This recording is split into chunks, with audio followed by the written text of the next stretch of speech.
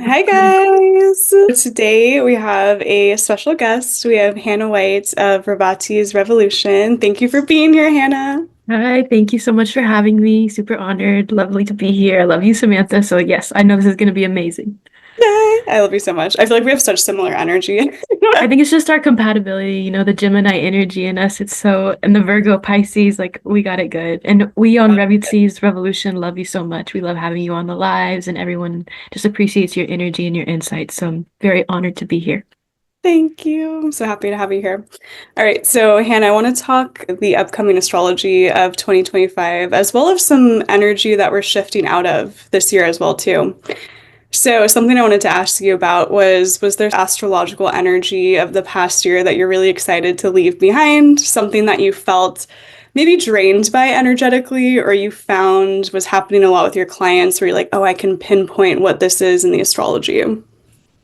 So honestly, I really think that Rahu and Pisces has been such a transformative experience for everyone, collectively, personally, within my clients, within people who don't even know anything about astrology. Like, because Pisces is the final, like, zodiac and nakshatra and everything of it. So there's been lots of endings, lots of shifts collectively in our like system of the universe, but also just like in government, like in the way people approach things.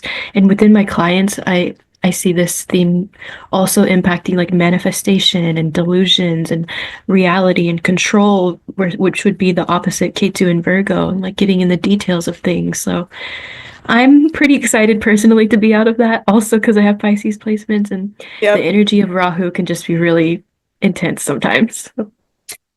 I know, I agree. I'm really excited for the shifting of the nodal axis. And I do Yeah. feel like too with that Pisces Virgo, it's been a lot about perfectionism as well too and letting Mhm. go of that. And so I feel like a lot of people collectively have been very much focused on like being overly perfectionistic and then kind of swinging between those two extremes there as well too. Yes. Same. And that's something I personally have been dealing with very extremely. Like, and I didn't realize how much it affected me until the nodes went into this placement. So I think that's why we also have to remember, like, it's like these aren't like horrible, horrible problems which you're dealing with, but there's a reason why you're experiencing it. So I wouldn't have known how much of a problem this was for me had I not lived to go through this experience and like actually move through that. Yeah, totally. And do you feel like it's really important for people to know when the nodal axis point is highlighting their personal chart? Because I feel like we both have Pisces Virgo placements, and it hit me so intensely this past year, and I didn't expect Yeah. it, to be quite Yeah. honest. And I feel Honestly, like, yeah. right? Yeah. If I hadn't known it, I could have gone through a psychosis. And I don't say that in a light way, but like it's Yeah. just something where you knowing it adds a little bit of sense of security, even if you're going to experience something grand, like a life-changing experience. At least you have this inner knowing that, like, okay, I'm meant to be going through this in some way or form. Even if it's going to be extreme, like there's a reason for it. It's very Yeah. powerful knowledge. Yeah.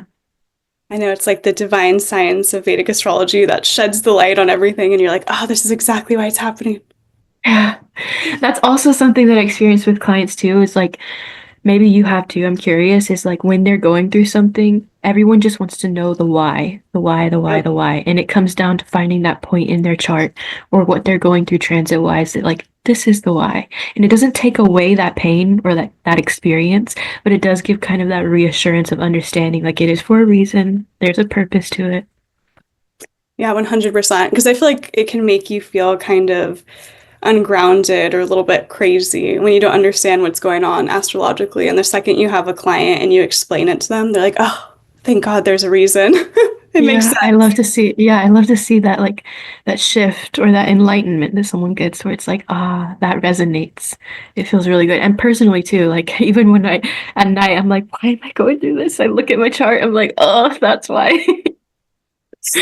Like what we are talking about before we were recording, how Yeah. Mars moving into our first house and shifting out of Cancer, which it's a pretty prominent, transit going on at this moment as well too. And I feel like people have been so emotionally up and down when Mars has been in Cancer. Yeah. So do you feel like you've noticed a big shift already in yourself and the energy? I do. I was more emotionally charged and drained when it was in Cancer and would find myself like succumbing to extreme emotions, either, one way kind of low, another way kind of high, and it was just very back and forth. Then when it went into Gemini, I noticed, especially because you will probably have a theme of this too, because it's our first house, but it felt like this high when it came to thinking, like, oh, I can take charge and action around my thoughts. I'm revising plans. It's more of like a thinking charge rather than an emotional charge, because Mhm. Gemini is very thought focused. What do you Yeah, think? definitely. I agree with that too. And do you have any advice for people who have a natal Mars in Cancer debilitated? Because I have that placement. Ooh, natal Mars. I feel like natal Mars in Cancer, they need to learn how to take charge with their actions from an emotional space. And Mhm. that's like the the dichotomy of what Mars is, because and I have a exalted Mars in Capricorn, so I'm Oh, not naturally like interesting. that. Yeah. Interesting. Yeah. Interesting. Yeah. So I'm not naturally like someone who takes action based off of my emotions very, very much. Like I like to wait the long game, even if my emotions can be extreme and, try and plan things out. But with Mars and Cancer, like that's your karma to here to do that and to learn how to make use of that. And also to find how to nurture yourself through transformations and nurture others through transformations too. Because Cancer is a very nurturing energy. And so sometimes the reason why Mars exalts in Capricorn is because Capricorn is very not the most nurturing. Like it can be very strict, structured plans. Think of like that Saturn grandfather energy is what I always call it. Like there's Mhm. somebody that's going to hold that authority and hold that space even when things feel like they're falling apart, which can be a Mars theme. Whereas Mars in Cancer lets it fall apart and like succumbs to the drama and like thrives in it sometimes even. So what do you think though? Yeah, I think so as well too. Because I've noticed that people with Mars and Capricorn or exalted Mars or just having a strong Mars energy, they're a lot more focused on the material as well too, where they can kind of just get to the point of something and not get lost in the whims of their emotions. And Mm, someone with Mars and Cancer, I'm like, oh, but I feel this and I feel I this. know. It's getting lost in the Yes. emotional realm. And I'm like, I just need to get to work today. Like, That's actually exactly how you explained it, is what I was feeling these past 4 months or 3 months, however long. I'm usually not someone that's like, I just feel this and I need to like be dramatic today. I was calling myself like in my drama queen era, and I was like, why am I being like this? I usually just push through, but I'm like, there's a reason why I need to like zone in, let my feelings come to the surface, assess them, move through them, take action from it, because that's the theme of retrogrades too, is like they're bringing back something, whether it's a feeling, a circumstance, a situation, for you to reassess because you need to understand that energy and how to use it in your life. yeah, absolutely. And I love that you said that because there's such a negative connotation of retrogrades. And I've always really enjoyed retrograde periods because I feel like it helps us reflect, redirect our energy, and then move forward in a way where we can have some really great, amazing things happen when we learn those sort of karmic lessons. Yeah, that's such a positive way to look at it. Even I find myself sometimes getting scared by retrogrades, even though I think I can have a positive outlook on it. Mhm. Sometimes I just can have this feeling where I'm like, I know that this retrograde is going to trigger something either in me or a person or collective. And I'm just like, but it's for a reason. I always have to remind myself of that. Like, even if Yeah. something can be intense. hmm Yeah. I agree. So speaking of, we are currently having Saturn with Venus and then Venus going retrograde very soon as well too. Ooh, So I feel like it yes. would collective and help anyone watching this to know how can we work with this upcoming Venus retrograde energy and the current Saturn Venus conjunction, which I feel like is almost like leading us into the retrograde, which is interesting, right? That energy Mm. shift. That's beautifully said. Yeah, I feel like it's also this Saturn Venus conjunction is preparing us super well for the transition of the nodes come in May. So it's like Okay. we're getting a little bit of both. We're getting that Yeah. preparation and ease into the Venus retrograde, plus the preparation of the node change, because the Aquarius energy will be where Rahu is in at the end of May, I believe. But I feel like how we can best prepare with Saturn Venus is I always like to say this example when it comes to Saturn and Venus energy. Saturn actually exalts in Libra, which is a Venus ruled sign. Okay. So we have to understand that Saturn doesn't hate Venus being there. Some people can have like mixed feelings and opinions when you see that synastry or experience that transit because it's not easy. Anything with Saturn isn't going to be easy, really, especially if you're before 30 years old. Totally. But it's about understanding that Saturn loves devotion, it loves patience, it loves discipline, which sometimes people can associate discipline even with like a very masculine energy. And I feel like Saturn as well, but we have to realize like Saturn exalts in a Venus sign. Saturn by nature can be very feminine when you realize and you see that those attraction qualities that Libra represents is about patience, devotion, discipline through just attracting.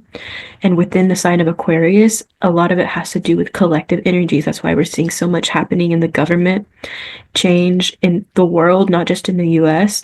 We're seeing so much happening in AI, which is Aquarius. We're seeing so much happening in tech, in infrastructures, all of this Aquarius energy, which is where Saturn and Venus are like showing us where we need to find a little bit of patience and where we also need to find how can we support this better? How can we make art through this? How can we advocate better and more for it? And then Saturn also showing us like kind of the karmas of it, the effects of AI, the effects of these global impacts and things happening in the US or just globally, and understanding like what the cost of that is. Mhm. Absolutely. And it's also wild when we're going to have the node shift as well too into the Aquarius Leo axis, how much technology advancement is going to happen and Yeah. shifting of social media. Like that's a huge theme for this next year, I Yeah, believe. absolutely. And I just saw something today where after Trump's inauguration, he was passing a bill about a $500 billion investment into AI. And about a week ago on live stream, I said how when Rahu goes into Aquarius, all of this AI things that we're seeing right now, where Saturn is there, while Saturn and Venus are there, we're going to see it at such an extreme level. Like, and I don't say that to scare people because we have to experience this as a collective anyway. Like people used to be scared moving into Google and the internet and just the year 2000 people were scared of. And that was right when the nodes were in Aquarius and Leo as well, like back in 1997. So it's not to be scared of this transit or experience we're about to have. It's just to be prepared, right? Yeah, definitely. It's always preparation. And when we're going into Venus retrograde, what do you think that energy is going to bring about collectively? Or any advice for people during Venus retrograde time period? Yeah, so if it were just Venus retrograde, I want to say we're going to be reassessing love, relationships, finances, connections, creativity, children, all these Venus qualities. But because it's in Pisces and because it's with Rahu, it's like all of these things that you guys or we collectively have been experiencing with Rahu in Pisces, this Venus retrograde is going to impact us at a subconscious level and a spiritual level more so than anything physical. So I also don't want people to be scared of that transit really because I do think mostly it's going to affect people psychologically rather than something present or depends on the chart of course, but just rather than like how you would see with the Mars retrograde, a lot of people saw something present in their reality, or even with the Mercury retrograde. Within Venus, especially in Pisces, it's going to be more subconscious and just prepping people to like practice a grounding practice, like have something that keeps you grounded, keeps you feeling calm, because with Rahu and Ketu, there can be um, extreme highs and extreme lows, right? So with that Venus retrograde preparation, you should just want to make sure that you're getting into the swing of like having something that keeps you grounded because your delusions can be not necessarily coming real, but just kind of making you think a little bit harder, especially right there with Mars and Gemini for that first initial period, I believe. Absolutely. And it's pretty wild for the nodes to be tied up with the retrograde. Like, I agree with you. I feel like it's going to cause a lot of delusions. So I feel like people are going to be thinking of fears or obsessions in Mm, perhaps like love, romantic connections, finances that aren't mm. necessarily based in reality. I think it's also like just another extreme of it is that it can give people the ability to manifest like their dreams into reality if that's something they have been extremely working on for the past year and a half, especially if you have a good chart which supports you during retrograde. So maybe you have been working your ass off or something for the last year, and then it's actually this Venus retrograde, which kind of blesses you a bit. So again, I just don't want to scare people with that their delusions might be getting a reality check. They can also be getting like a blessing in their delusions too. Yeah. Yeah, I agree with that. I think that's super true. And I think whenever like Rahu or Ketu is involved in anything, it's very karmic by nature. So it's almost like whatever is going to happen is already sort of fated to happen. Really. And So it can that's the be, the hard part of it though. yeah, no, it It's is. like, It is. Yeah. It's but interesting I'm though. I've excited for seen, it to go into Aquarius. yeah, me too. It's going to be interesting though. I feel like there's been a lot of breakups that I've seen in relationships in the media. Mm, And so I feel like the Saturn Venus right now is testing how mm. stable a lot of relationships are as well too. Ooh, okay. Do you think that's because of Saturn and Venus together? I do, because I feel like Saturn always gives sort of karmic tests and wants to Yeah. see how disciplined we are. And then Venus is that karaka for love and relationships. And so when it comes together, it's like, okay, how stable is this relationship? Mm, How solid is the yeah. foundation? Yeah. Well, that's beautifully said too. And I agree. I think it also impacts like the stability of it in the way you connect with others because Aquarius is a very expansive sign. And I think it doesn't get it. I could even say in a more tangible way, it's more expansive than Pisces because Pisces deals, well, at least in a tangible way, like in our reality, right? Because Pisces is expansive in the things we can't even see, but Aquarius can be expansive in the things we actually do see. So maybe even in the way we connect with our minds, like the way we connect, the ability for us to do this Zoom call, like Yeah, across the country, like that's very Saturn Venus. We're devoted to this. We're connecting mentally in a tangible way, and we're like experiencing that stability through even our Zoom call. Like it's seeing setting the foundation for things like that with instability. yeah, that's beautiful. I love that. Yeah. It's also interesting too with the Aquarius energy because it's also that like collective love. So I do wonder, and I want to get your thoughts on this. I wonder if some people might be feeling in their personal relationships if maybe that like intimacy or closeness is lacking a little bit. Yes. Yes. It's, You're I like can say for myself, you're like I can speak for myself, girl. like without too much detail, I yes. feel like Saturn is already that restricted energy. Venus is love, right? And then we have it in Mhm. Aquarius, and Aquarius isn't the most, emotional sign. It's that more detached Yeah. energy. And so I feel like people in relationships right now are probably like, feeling that distance and that disconnect emotionally.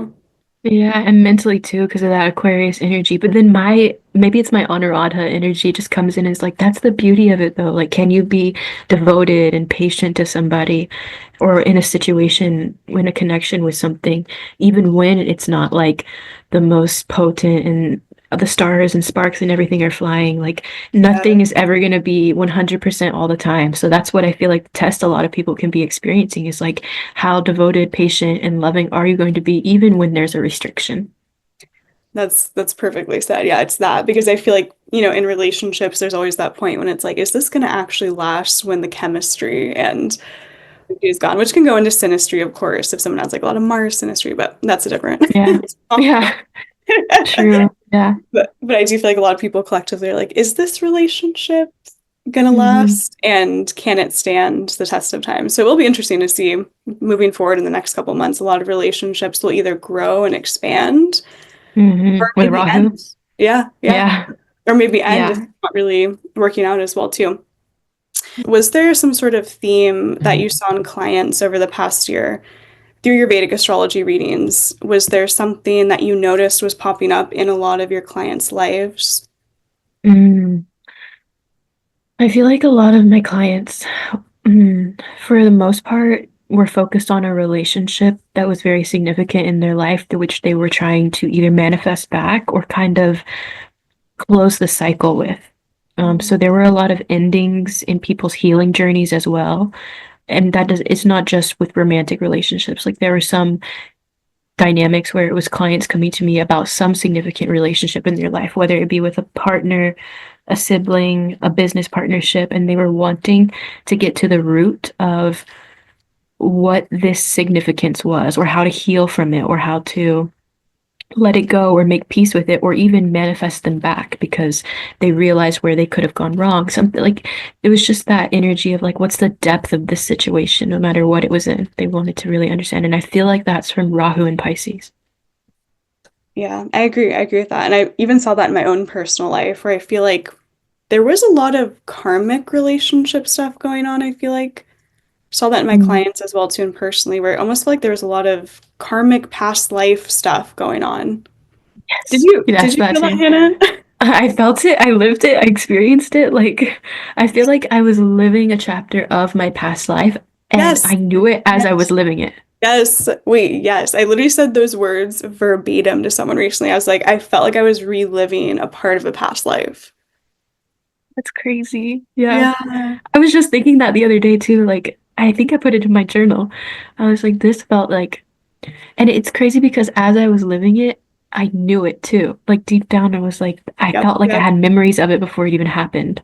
Yes. What? Yeah. And I was trying to unravel what that was astrologically, and I think it could be the Pisces Virgo of the spiritual and then Mm. trying to ground it into reality with the nodal axis. It's interesting. I was trying to sort of uncover that in the astrology. I was like, what was that pinpointed in the past year? Yeah. I think it was that because honestly, the Pisces energy manifests in your subconscious, and like that's where I was feeling it strongly, I think. So, Yeah, it was almost something that you can't explain in the rational yeah. Like it doesn't world. make sense if I said this to a typical human being, they'd be like, "What the fuck?" Yeah, you But can't go tell your neighbor down the street, hey, I've been living out my past lives this past year. no, like I would get looked at like a crazy like but I don't even care. It's like whatever. I needed it Go at because this it taught point. me so much. Like Yeah. I felt like I have grown mentally, emotionally, spiritually the most because of Rahu and Pisces, but I also at the same time do not want to live this again for like the next 12 years. I completely agree. I 100% agree. I've literally been telling so many people, like, I think I'm really done with that Pisces Rahu energy for a while. Yeah, for a while. Do you have any advice for when that occurs, which is going to be pretty soon? Hmm.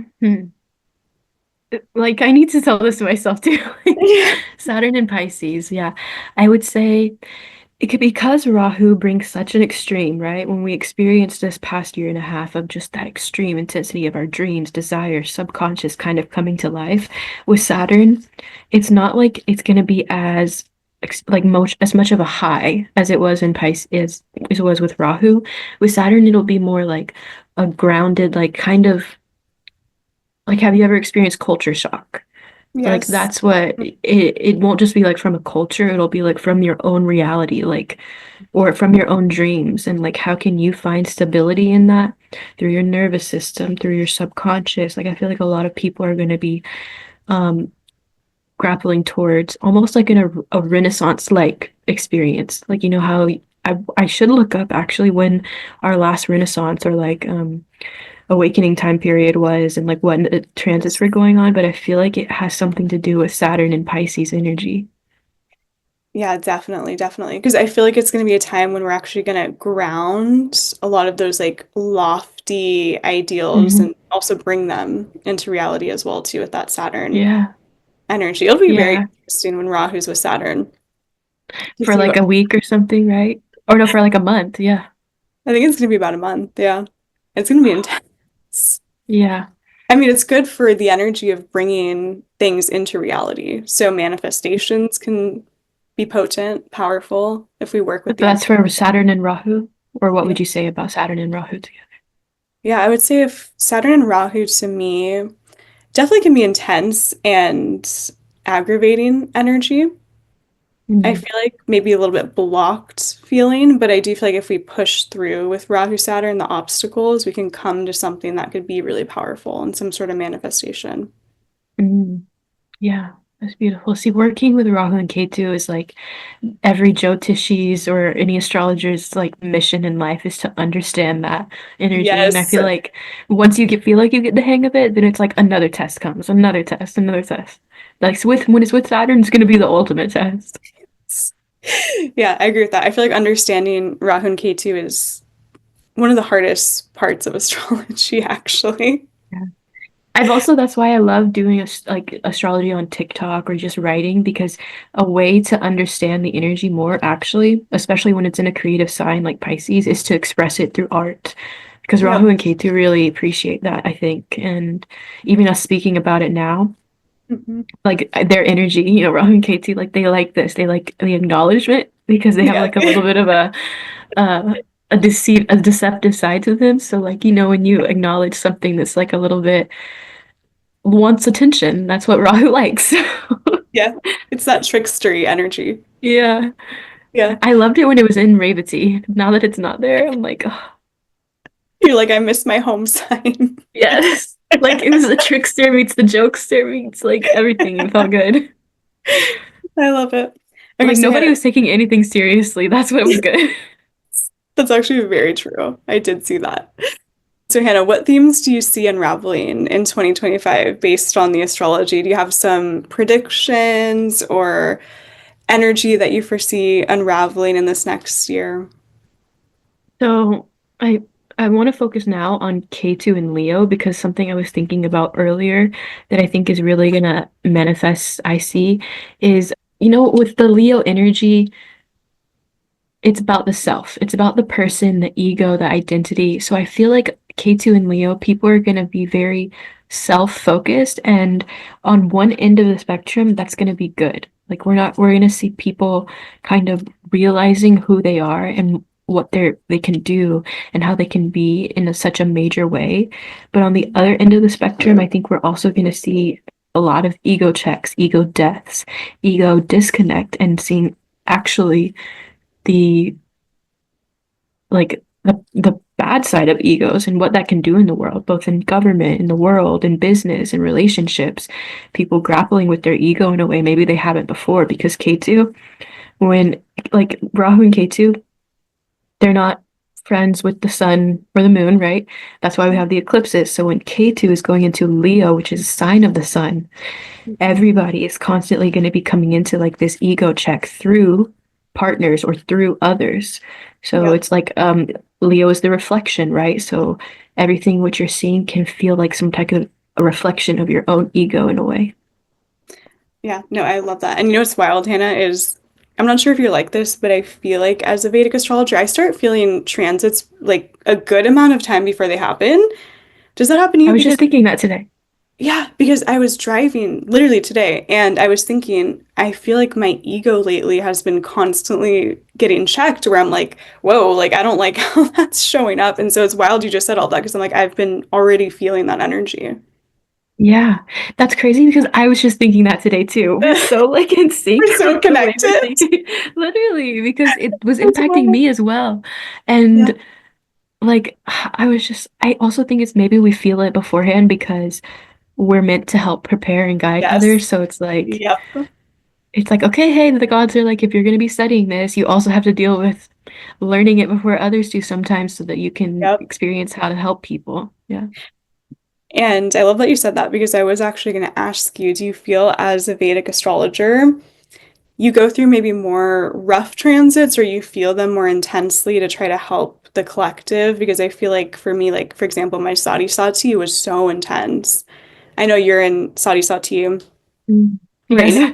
Yes. And I always say that like the reason I became an astrologer is because I went through such heavy transits that now I can Yeah. understand and try to help people. So do you feel like sometimes you get hit with more intense transits than maybe like the average person who's not I studying? think so. I Hmm. think it's the life of a spiritual person in general. Like Yes. Yeah. whatever path you put yourself in, you're meant to learn the lessons needed so that you can be the person either for yourself that you needed or for others to help them through it as well. So like everything you're going through, there's something you can find medicine in. But the thing is, like it would be the same situation if I took the path of being a doctor, right? I would go through the same karmic experiences of pushing and striving to achieve the tests and the grades and the connections and the opportunities and the jobs in the other like in the other realm, it's just I'm in the same lane, but I'm learning those lessons and experiences through my work, through my studies, through my devotion, through my life, my family, so that I can take that knowledge and tools to help others in my field, right?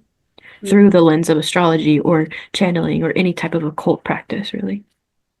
Yeah, absolutely. And I feel like being in a more like occult, esoteric field is a lot of responsibility. And that's something I've been thinking about lately. Is like as astrologers or whatever you're doing in your business, channeling, whatever it's manifesting Mm. as, there's like a huge responsibility to it. Yeah, And do you feel like yeah. there's anything in your life or like daily practice or ritual that you do to stay grounded in that and not get so overwhelmed by the energy? Mm. What a beautiful question. Thank you. This is something I've been dealing with too in my life. It's just like I realize how much of a responsibility it is, and sometimes that weight of the responsibility can feel crushing, Mhm. especially as a Pisces person. I want to do it in a way that feels so right ethically that sometimes that is what gets me caught up in actually serving. So Mhm. for me, it's been about patience, number one, because I do like to move through life with grace and I never think that you're running out of time or that you're missing your mark. Like you're learning the lessons as you need at the pace you need, and you will eventually kind of like the time will kind of like meet and coincide for when it's your time to really fully step into it. And you're never like off track with it.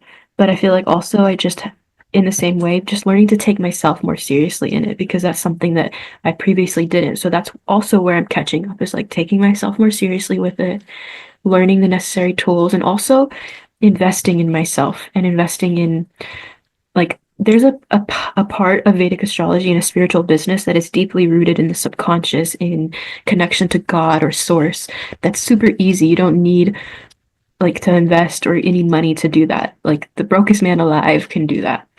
But there's also another perspective of business which I did not have and am still working on learning, which was actually the business part of it. And that's where I put so much pressure on myself because I didn't know it. That's why I thought I wasn't showing up enough. So I actually invested in business courses and coaching to achieve that. And that's also where it's like, you'll get there. Just take some time, take the investments, take your patience, have groundedness, and your connection to God will always be there.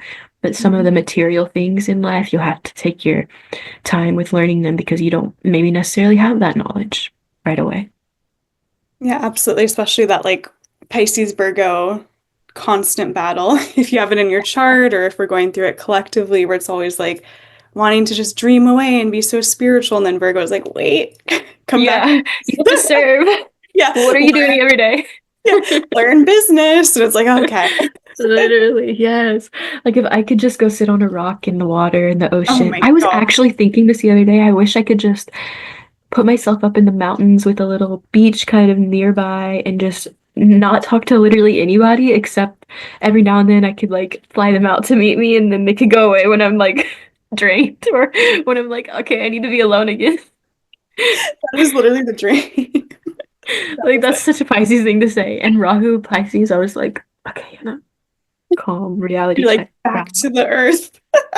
Yeah, you can't be alone. Like, I know it's a lot. Pisces energy is a lot. And I'm curious as well too. So we talked a little bit about like the ketu and Leo that's coming up. So it's going to be a lot of shattering of ego. And mm, I also feel, and we've talked about this a little bit before as well too, it's going to be the death of a lot of celebrity culture. hmm hmm Yeah, not just even celebrity culture, like government culture, everything. Yep. I like to look at it a lot that way too, just because even if we look at Trump's presidency, he was elected when the nodes were opposite, I believe. Or maybe in his chart, he has opposite Rahu Ketu axis. He has the Kalasurpa yoga, I believe. Oh, wait, what's that? Remind me. So it's when all planets go on one side of Rahu or Ketu, and it means like a fated destiny. Oh gosh. Wow. Oh my gosh. We could do like a whole I video on know. that man. Like No, I I know. have a notes app dedicated to studying him and everything that he does. Like he's my little project. I'm like, sir, I need to figure out why the way you are the way you are. Like what the fuck is going on? Yeah, and the fact that his campaign is MAGA and he's I MAGA know. Nakshatra. I know. And And effectively how that impacted the TikTok ban too. Like we're I was, already yeah. seeing, yeah, Aquarius is going to be social media too. And his K2, all of this, how it's impacting that MAGA energy impacting the collective with social media, social networking. Like we're in for it, but we're gonna be prepared because we're here. We're not gonna Yeah. stop talking about it. Yeah, it's going to be a lot of shifting of technology, celebrity culture, politics. So, do you have some sort of prediction as well when Saturn goes into Pisces of what you think is going to happen collectively? Mm-hmm. I think climate change is going to be really big with Saturn in Pisces, just because we see during Pisces season a lot of natural disasters, anyways. And yeah, I don't want to say this to scare people, but I think that we've been leading up to this energy of like understanding and trying to take climate change a bit more significantly in the past few years and just understand the impact of that. But I think with Saturn in Pisces, um, that's something we're going to see a bit more because it also represents water. And if you think about it, Mhm. water and like the water levels rising and like just all of that is going to be serious. But I think also like the healthcare system could see a lot of reform. That's the Mhm. positive one I want to give because Saturn, while it does give like something that it kind of puts a little bit more restriction around, it also gives the ability to work at reforming it. Mhm. So I think that because Pisces Virgo axis connects to health and health systems and service and things like that, we could see a reform to the health systems globally, not just in US speaking, but globally, yeah. I agree with that. And do you think there's going to be any sort of sickness that comes about, or do you think they're, I yeah, do. I Unfortunately, I do. do because the last time I looked at 1997 was when Saturn was in Pisces, right? What Mhm. happened during that time? Mad cow disease, which literally Uttara Bhadrapada is the cow yoni or cow animal. Mhm. So, I and think so. so I think Revati is the cow's udders or something. So Mhm. livestock animals could experience something because probably of climate change issues, right? Because you think they have to eat the food from the earth, right? So that affects their health, which then if you eat animals, that affects, the quality of that. And even if you don't, that it just affects like the ecosystem. Like, Yeah, absolutely. I think there's going to be a lot going on with what we're eating, putting into our bodies, animals, climate change, and also something that's definitely going to be controversial within like the healthcare system.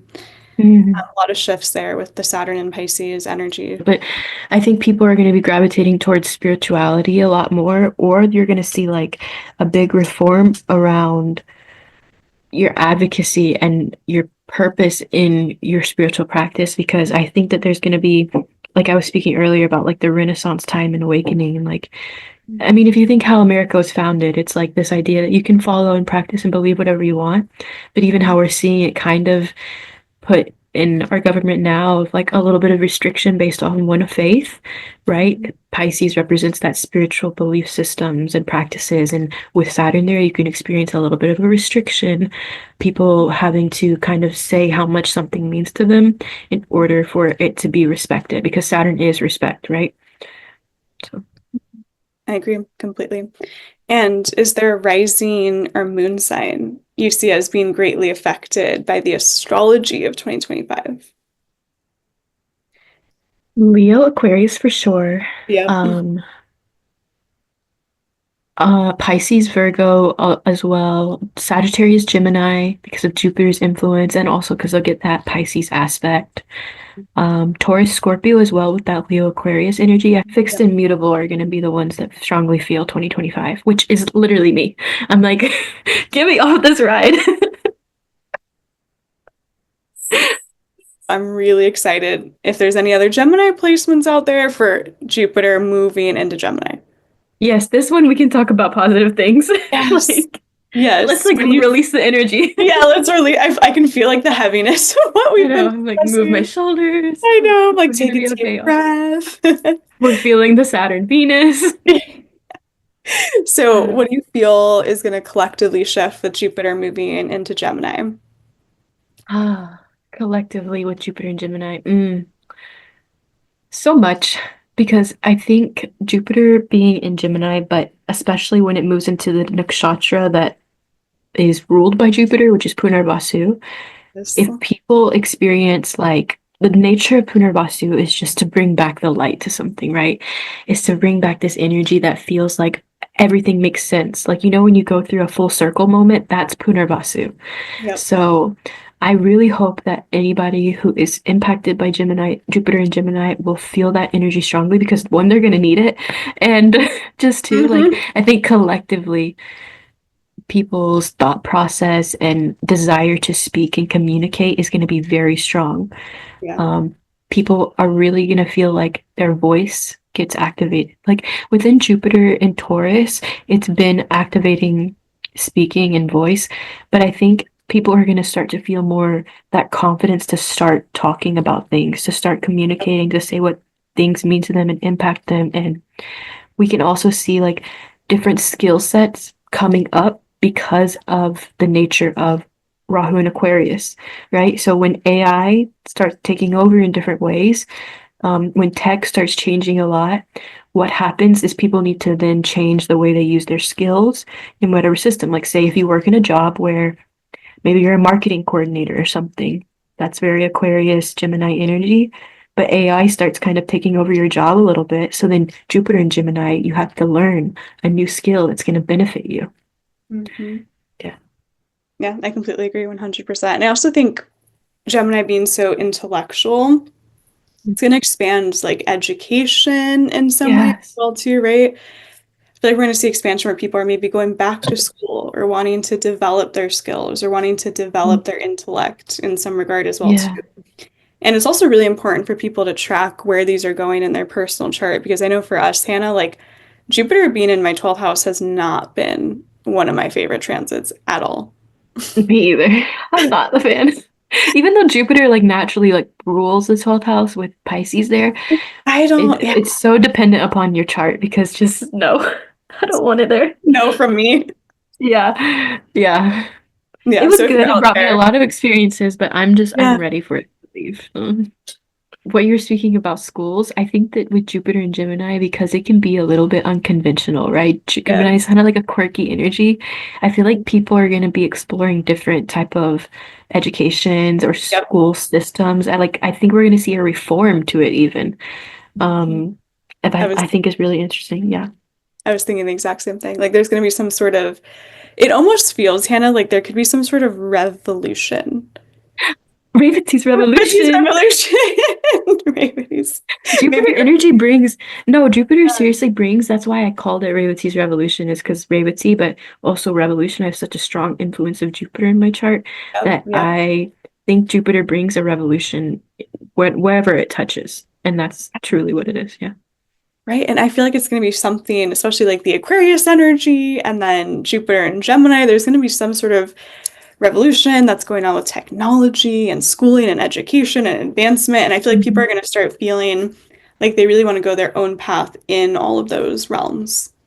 Yes, absolutely. I think that also something I see is that there could be and I don't say this in a bad way, so please don't anyone get scared, but I think there could be a strong emphasis of how kids are being taught.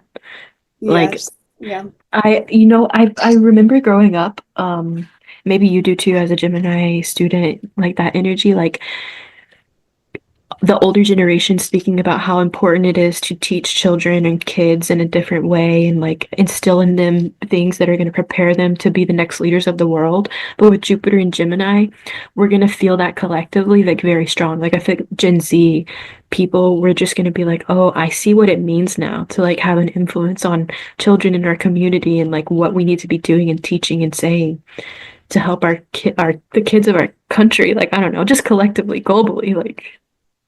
100%. I think it's going to be an energy where people are stepping up and almost taking on more responsibility as well too when it comes to like what they're speaking and expressing and sharing. Yeah. And it might also connect to technology and social media where people are refining the way that they come across on social media as well too. Mhm. With that Jupiter, Gemini, Rahu, Aquarius axis. I 100% agree. And I want to ask you this because I just kind of got this download, but I've been thinking about it for a little bit. What do you think about war? Because the transits I've been seeing with Yeah. this Rahu and Aquarius and the Jupiter Yep. and Gemini aspect, especially if Jupiter, once it moves into Mrigashira, Hmm. and that aspect it'll make with Rahu, and especially with that revolutionary aspect that Aquarius and Jupiter and Gemini can represent, like I'm feeling like we're on the brink of some type of dynamic in war. 100%. So I feel like I'm a little bit biased because my Vedic astrology teacher has been telling this to us for years. So it's Oh, been like wow. it's been like in my mind. Joni Petrie, who's one of my Vedic astrology teachers, is always like, "There's a war coming up in the next couple years." So honestly, it's just been implemented in my mind. I But feel it. Yeah. I know I 100% yes. I would say 2020 going into 2027. Like I feel like the 2025 moving into 2027 time period in that time period for sure. Hmm. 100%. Yeah, I agree. And I hate to even say it, but I really think it's happening. And I I think it's know. going to be also a tech war. Like Yep. we're going to see cyber wars in a different way than we have before. Like, Yep. and which I think is what's the scarier part of it because we haven't like experienced that. Like, Do you have a time period when you feel like it's really going to be active? I think that we're going to start to notice something in August of 2025 and Mm, August of 2026. yep. I don't Yep. see it. Maybe I think it's gonna come from that Leo energy. That's why I say August, September, because Leo represents like the people in power, the people in leadership, which is like like government and things Mm, like that. So I feel like once it's in the Aquarius season of things, you're gonna see the impact on collective humanitarian, maybe the revolutionary aspect of it, or even the cyber part of it. But the actual decisions made are going to come from that Leo season and time period. So that's like August of 2025, 26, maybe 27 as well. I completely agree. I feel like to me, I would see it as maybe in full fruition by 2026 time period Hmm. as we're getting closer, but I feel like we're going to start seeing like inklings of it. But I Yeah. do, yeah, my Vedic astrology teacher has been saying that for so long, so it's literally Hannah like in my mind where I'm like, war is coming. Predictions are pretty accurate. I've watched some of them before, so I believe it. Yes, yes, and it's definitely in the charts. So Hannah, what's your process for when you're preparing like your yearly transit predictions or energy for the collective or for clients? Where are you looking in the charts? Okay, so it always depends on the client in general. So, because sometimes, like, if I were to give just the general thing, like I would say, I look at your dashas, you look at your moon, your rising, try and zone in from there. But sometimes there will be one key thing in someone's chart that my eyes kind of just, or my mind, like, lock into right away, and it just flows like that. Like, I don't try to be too strict with it. I'm very Pisces like that. Like I just go where my mind and my subconscious is guided because I look at it as a channeling tool, not necessarily something super logical, which every astrologer is different like that, but that's just how I learned to do mine best. But yeah, I always pay attention to preparing them for what dashas are going to be what transits are going to be the most impacted by the dashas they're running and then seeing how that influences their chart specifically.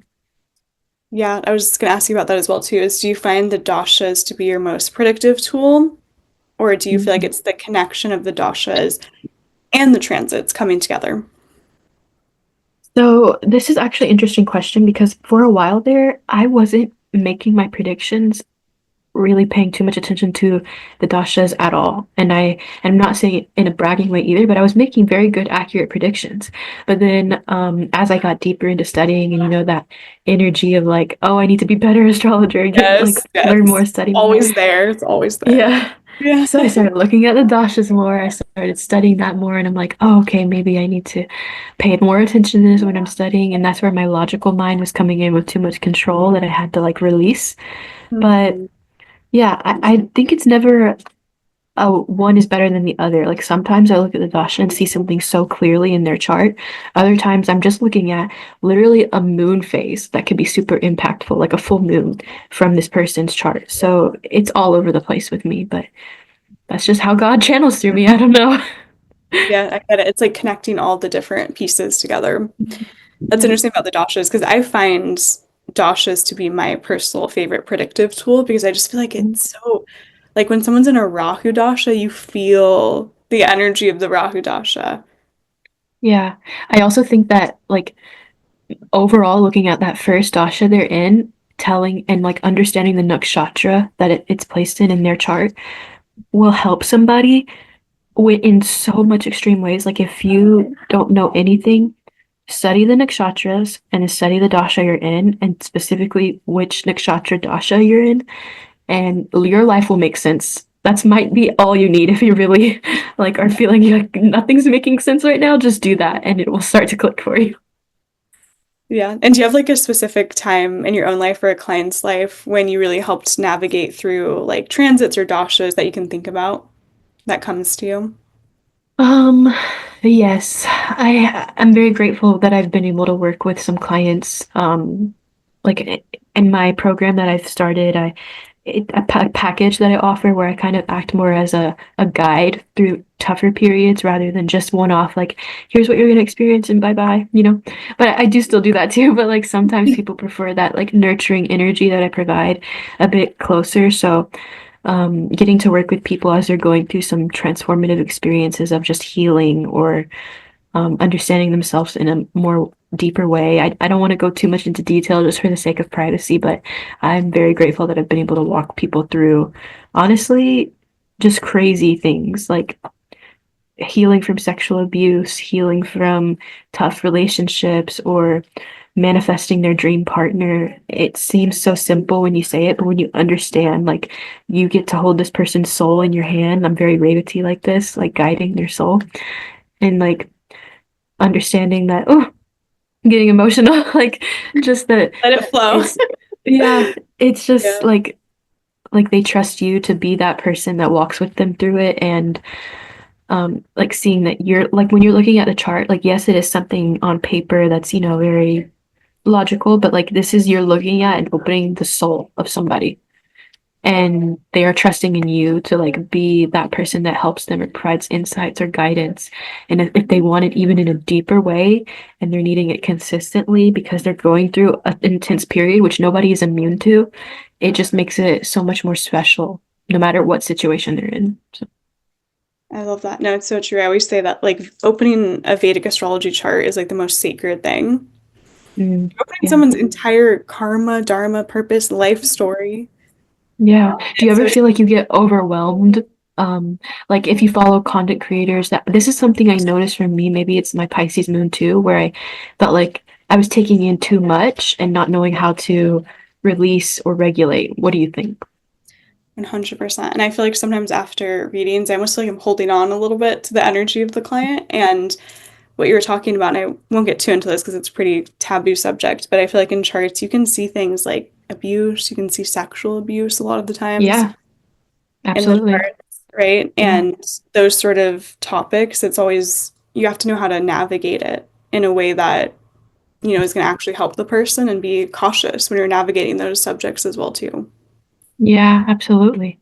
That's why like if you do share your own chart at any point, it's such like people don't understand the significance sometimes of even letting people in to like know that you're a Pisces moon or what your placements are or a Gemini rising, like because you can tell so much about somebody's energy and soul just from those simple things. So it's a very vulnerable practice as well. And that's the beauty of it. Very vulnerable, yeah. And another thing I was going to ask as well, too, is when you're looking at charts, do you feel like there's something that you specialize in, like zoning in on? Mm. Mm. Zoning in on, I would say maybe, I don't know if there's a specific thing because it really just depends on the person and what they're coming to me for. Because and that's why I've also had a little bit of trouble like marketing myself and like how should I? I think I'm still learning that. Maybe once Saturn gets into Pisces, I feel like I will have to take on that responsibility of learning how to Yep, deeper. Yeah. yep, yep. But yeah, but I think right now with Rahu there, it's really just been what people feel gravitated or magnetized towards me for. And then God, the universe kind of gives me the like the ability then to like tell them or do them because I don't get that much career readings, to be honest. I get more on the relationship and just life journey side of things. But when somebody does come to me for their career, it's always in this energy of like feeling insecure about something. So I would say maybe if there is one, it's more of like a healing aspect, like kind of like healing from some situation people have been through in their life, whether it's relationship, work, family, and then kind of guiding them through that. That's so interesting because I get a lot of clients that where it's all about work. Wow. Yeah, it's funny. It's Ooh, like everyone has their different area of yeah. Jyotisha. It's so interesting. Yeah. Hmm. And then the final question I want to go into, Hannah, is what advice do you have for the collective and people as we're navigating through 2025 through the Vedic lens? Hmm. What advice? I would say, as best as possible, stay grounded because the energy that we're about to move into can feel very extreme at times. And I think also in the nature of Pisces, especially during that March, April, May time period, there can be also this theme of feeling lost in realms, in this reality, in your delusions, and whatever it is. So wherever you notice that or start to feel it, just practice grounding. Grounding is going to be what gets us through. And you can do that through literally walking outside, putting your feet on the floor barefoot.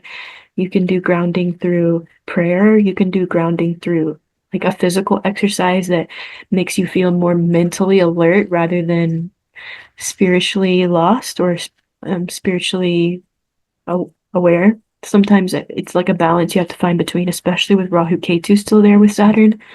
So you want to find what practice works for you when it comes to grounding. That might look like grounding, that might look like yoga, that might look like cooking, like, whatever makes you feel like you're coming back to this reality and it's giving you this sense of ease through whatever you're experiencing.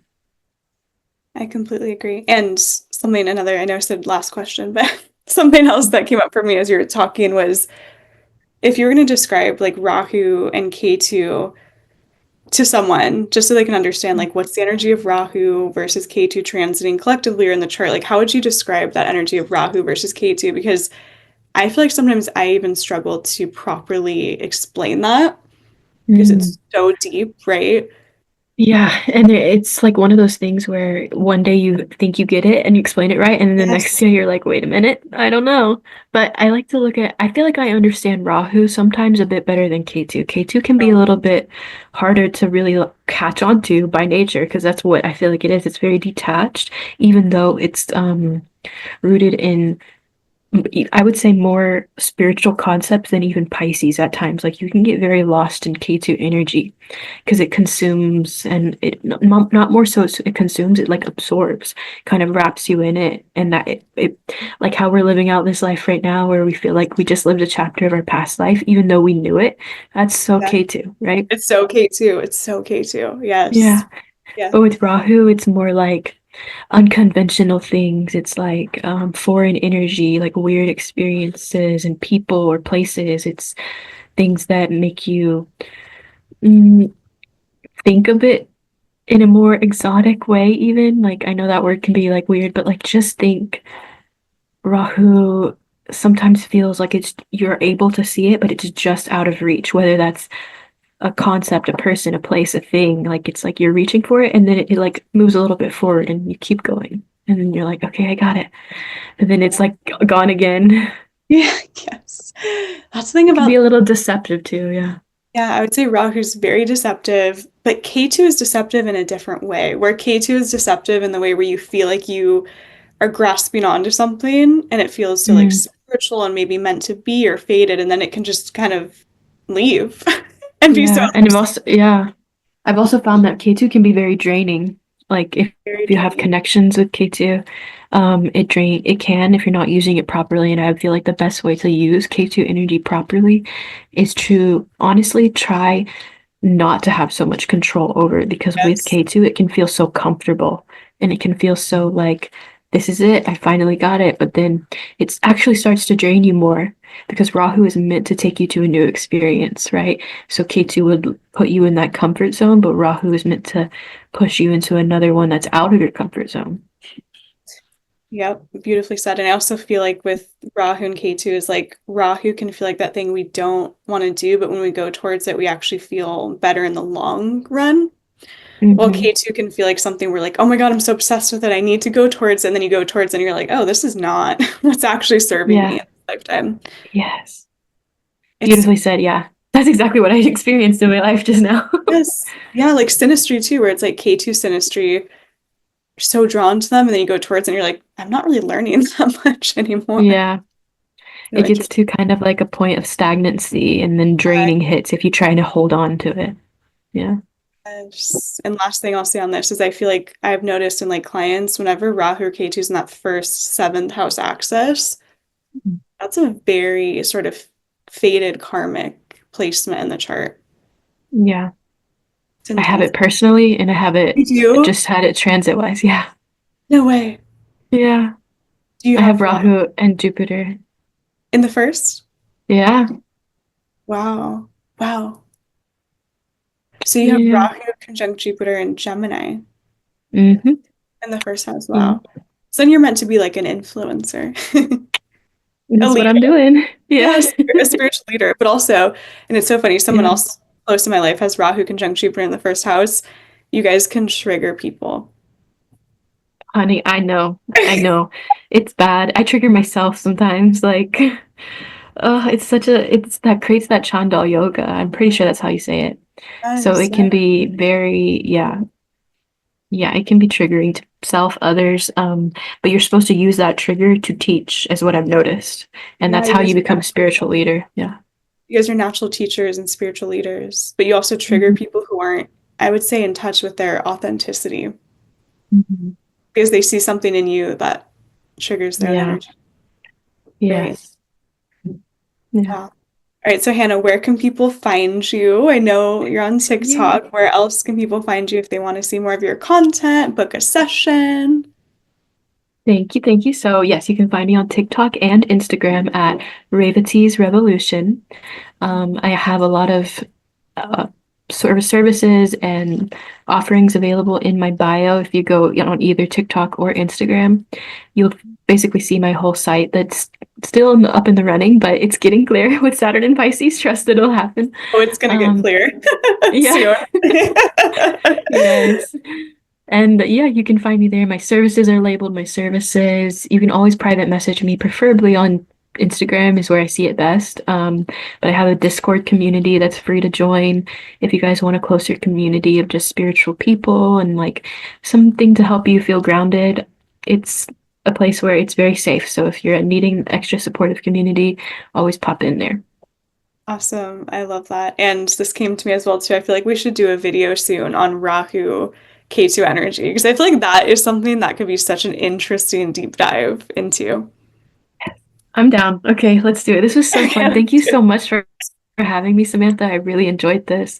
I thank you love so your much for energy being and here. presence. Yeah. I love your Yeah. energy so much, and I had so much fun. And more content coming soon, guys. Yay. Yes, more. Okay. Bye, everyone. Thank Bye, you. guys.